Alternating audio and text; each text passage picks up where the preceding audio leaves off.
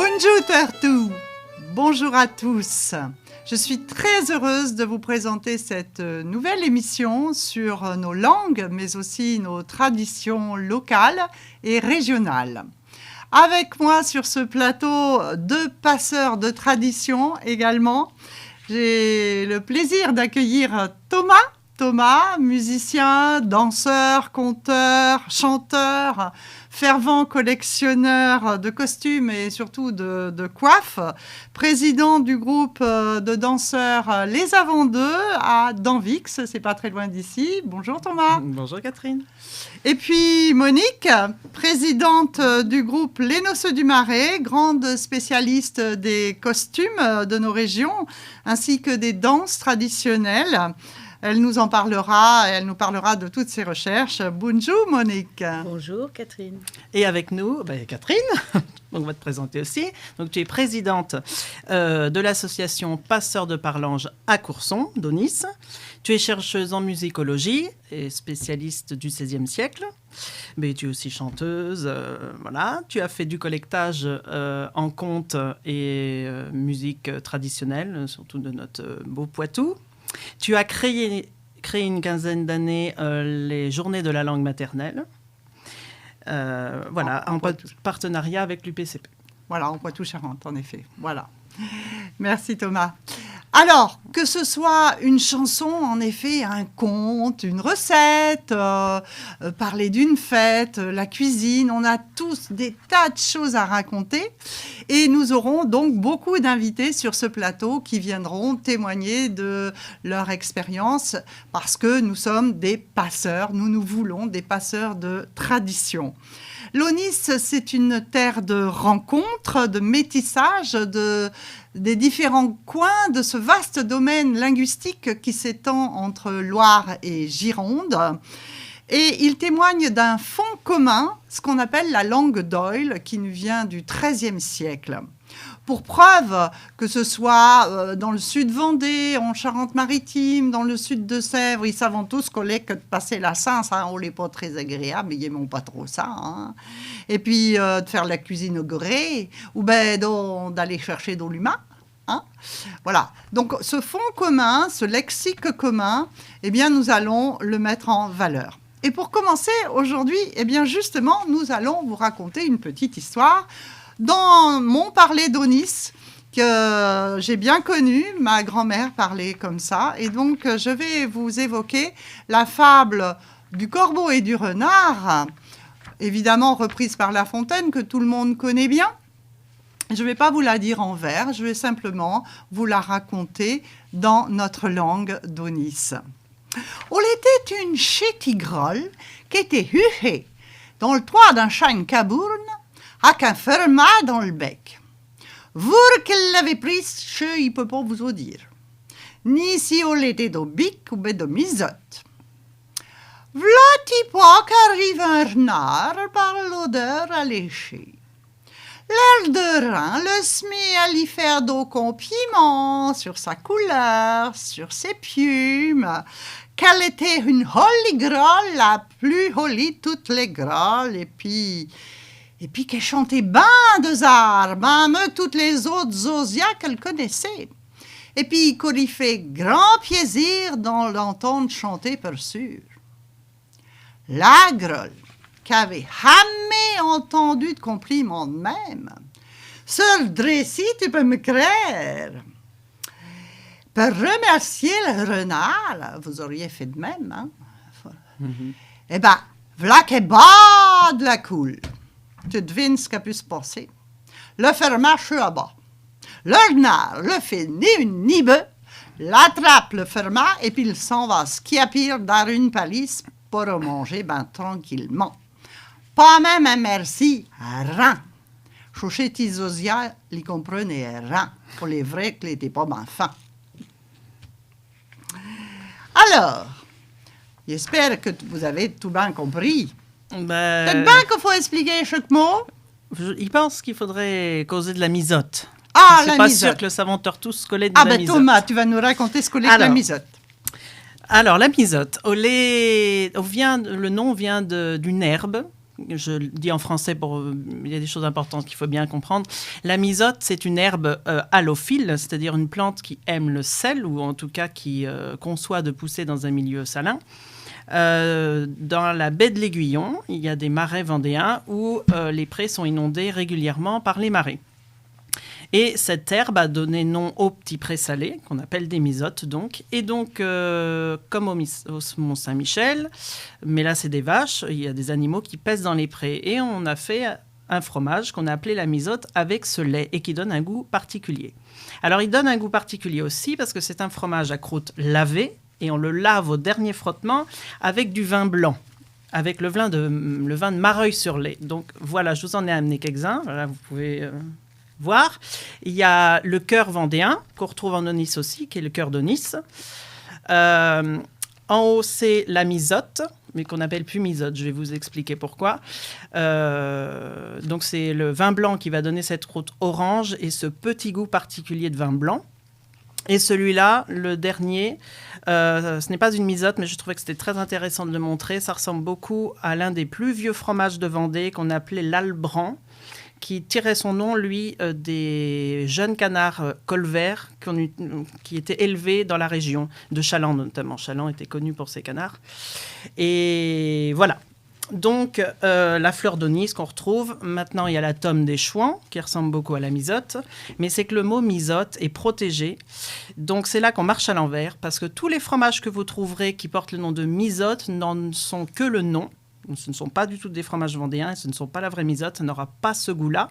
Par contre, tous les fromages qui sont réellement des misotes ont interdiction de s'appeler misote. Comme c'est protégé, la misote qui était fabriquée à Saint-Michel-en-Lerme a cessé le 1er janvier 2016.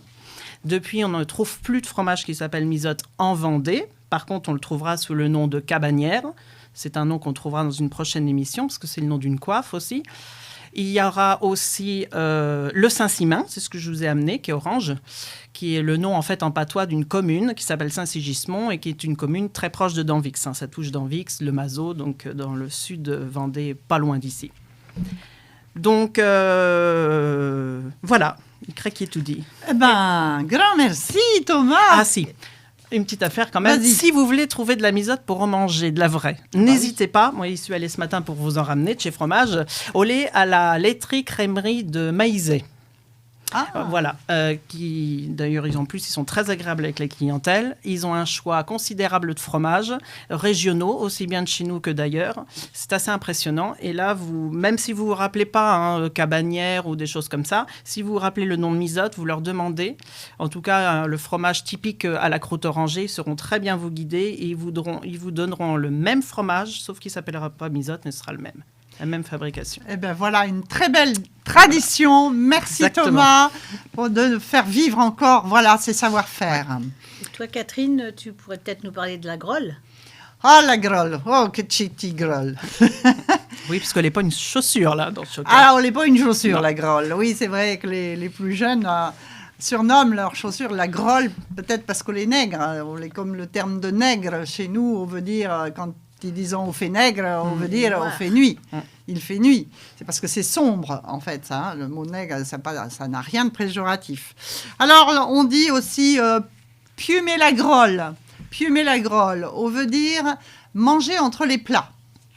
Grignoter. Grignoter, oui, quelque part. Alors, et j'ai retrouvé aussi une chanson dans le cadre du collectage que j'ai pu faire. Une chanson qui s'appelle une chanson à répouner aussi, qui a été recueillie à Clucé-la-Pommeraye, en Deux-Sèvres. Voilà, et ça fait un peu ça. Grolle, grolle, trijassé, ta maison est allumée, tes petits sont dans les bois qui cherchent en dos et coupia pour te faire péter la pia. Avec moi? Grolle, grolle, trijassé, ta maison est allumée, tes petits sont dans les bois qui cherchent en dos et coupia pour te faire péter la pia. Alors, c'est une comptine, mais une comptine très très ancienne. Et en fait, comme souvent, les comptines font référence à des faits historiques particuliers. En l'occurrence, ici, la grolle, donc c'est la corneille, et la trijasse, c'est un autre oiseau qu'on appelle la pigrièche, un petit passereau des bois, en fait, et qui a 3 couleurs. Mais une grolle trijacée, en l'occurrence, ça n'existe pas. Donc, ça veut dire que c'est une allégorie, puisque on dit par la suite, ta maison est allumée, tes petits sont dans les bois qui cherchent des copeaux pour te nourrir, pour te faire péter la pia, ça veut dire pour te nourrir. En gros, c'est une allégorie du clergé et de la noblesse, c'est-à-dire la grolle et la trijasse. Et tes petits sont dans les bois, eh bien, ce sont les paysans qui recherchent évidemment non seulement le bois pour allumer le feu des châteaux ou des maisons du clergé et de la noblesse, mais aussi pour les nourrir. Donc encore une fois, c'est une chanson qui nous vient du XVIIe siècle, tout simplement. Et vous voyez que finalement, on attribue beaucoup d'allégories entre le genre humain et les oiseaux. On en verra d'autres, bien entendu.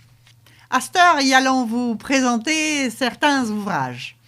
Il est vraiment important d'avoir chez vous chaud dictionnaire, Poitevin Saintonge français, français Poitevin Saintonge. On les Vianney Piftia, là, écrit chaud gros livre. On les un Vendéen Vianney. Et en fait, il s'appelle Vianney Pifto et il signe en parlange Vianney Piftia.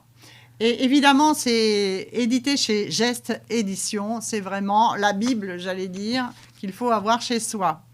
Et puis également, on a un gros collectage qui a été fait par la CEFCO depuis ben longtemps.